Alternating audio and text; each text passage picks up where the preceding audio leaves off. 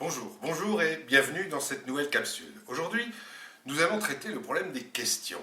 Qui, dans sa vie, n'a jamais eu une foule de questions auxquelles il a toujours cherché une réponse en fonction de la situation que l'on est en train de vivre ou une situation qu'on a vécue?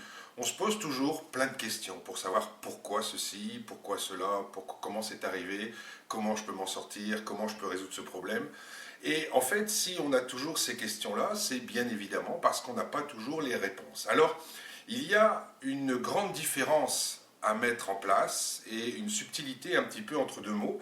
C'est la grande différence qu'il y a entre se poser une question et se poser un problème. Si une question est bien posée, si c'est la bonne question, normalement, la réponse vient assez facilement. Si on n'a pas de réponse à cette question, c'est qu'en fait, on ne pose pas une question, on pose un problème. Et il y a un dicton qui dit un problème bien posé est un problème à moitié résolu. Et ce dicton est tout aussi valable dans le milieu émotionnel que dans le milieu scientifique.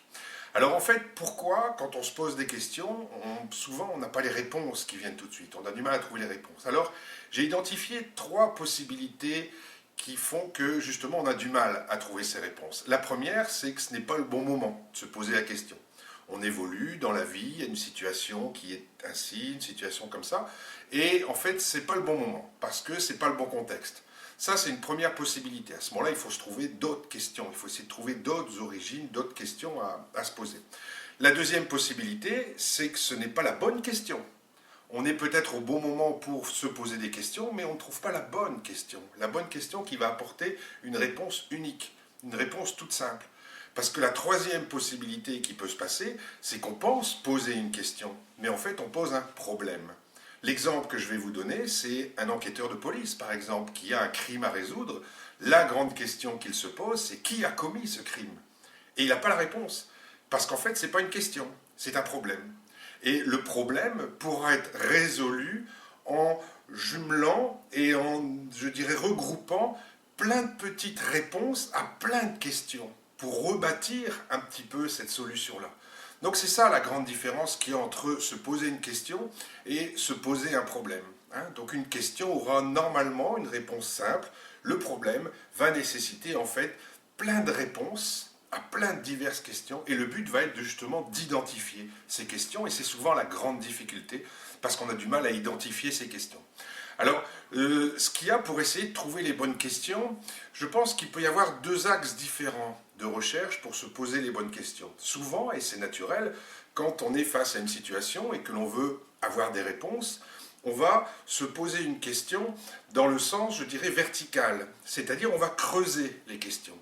Pourquoi c'est comme ça? Ben oui, mais pourquoi en fait il y a ça? Ben, il y a ça parce qu'il y a telle situation. Oui, mais pourquoi? Donc en fait, on va creuser dans la même direction, et si ce n'est pas la bonne direction qui va nous donner les réponses, ben on va essayer de creuser, creuser, et à un moment, on va trouver une question qui n'aura pas de réponse, et ça sera un problème. L'autre possibilité, c'est, je dirais, non plus de creuser les questions au niveau vertical, mais de les creuser au niveau horizontal. C'est-à-dire que si je me pose une question, dans cet axe-là, je vais essayer de savoir pourquoi ces choses-là, et que ça ne marche pas, ben je vais essayer de changer complètement mon regard et d'essayer de regarder les choses sous un angle complètement différent, d'un autre point de vue, me mettre dans la situation de quelqu'un d'autre, me mettre, je dirais, prendre le problème à l'envers. Je vous encourage d'ailleurs à ce sujet-là d'aller revisionner ma petite capsule sur le problème du choix, justement, qui expose toutes ces possibilités que l'on a, tous ces angles différents qu'on a à aborder une question ou à aborder une décision. Donc les bonnes questions, justement, c'est ça qui va être difficile à trouver. Et ce ne sont pas les réponses. Le plus important va être de se poser les bonnes questions. Et les bonnes questions, en général, elles font peur. Pourquoi elles font peur? Parce qu'elles risquent de mettre en évidence certaines failles qui en nous, certaines, je dirais, faiblesses, certaines lacunes, de mettre le point justement sur les choses que l'on a du mal à maîtriser, et c'est pour ça que souvent elles font peur. Donc, naturellement, par instinct, on préfère, c'est le problème de la zone de confort qu'on a beaucoup de mal à quitter, on va essayer de se fixer sur une question et de dire ben, je ne trouve pas la réponse, donc je ne peux rien changer.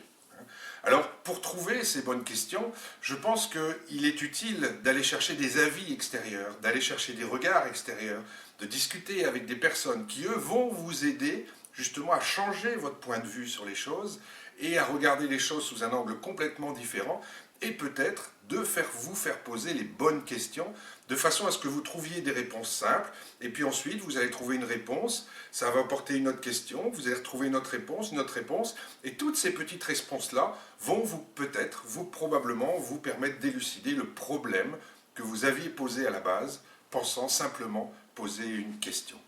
Donc dans cette optique-là, ce qu'il faut, c'est toujours avoir l'esprit ouvert, accepter effectivement que l'on n'a pas su identifier la bonne question.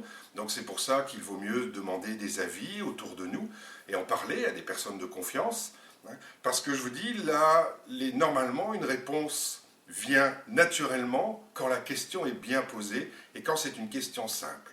Donc, si vous avez des questions à vous poser dans la vie, sur l'existence, sur des situations que vous vivez, sur des situations que vous avez vécues ou quoi que ce soit, et qu'il n'y a pas de réponse simple qui arrive, ben prenez conscience qu'à ce moment-là, vous posez plus un problème qu'une question, et ce problème trouvera une solution en bâtissant justement cette solution avec toutes les petites réponses que vous pourrez trouver en identifiant d'autres petites questions toutes simples qui vont vous permettre de résoudre. Donc voilà, c'était cette capsule, je voulais la consacrer justement à cette grande différence qui paraît parfois très subtile, qui est de se poser soit une question, et en fait, bien souvent, on se pose un problème, et le but est donc d'identifier les bonnes questions, et c'est d'abord la grande recherche à faire. Est-ce que je me pose les bonnes questions? Voilà. Ben écoutez, j'espère que cette petite capsule va vous aider à relancer peut-être certaines réflexions dans votre vie, de rétablir certaines choses. Si vous avez aimé cette capsule, je vous encourage toujours à la partager.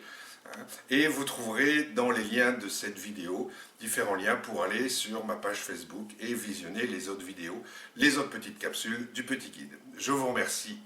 À bientôt.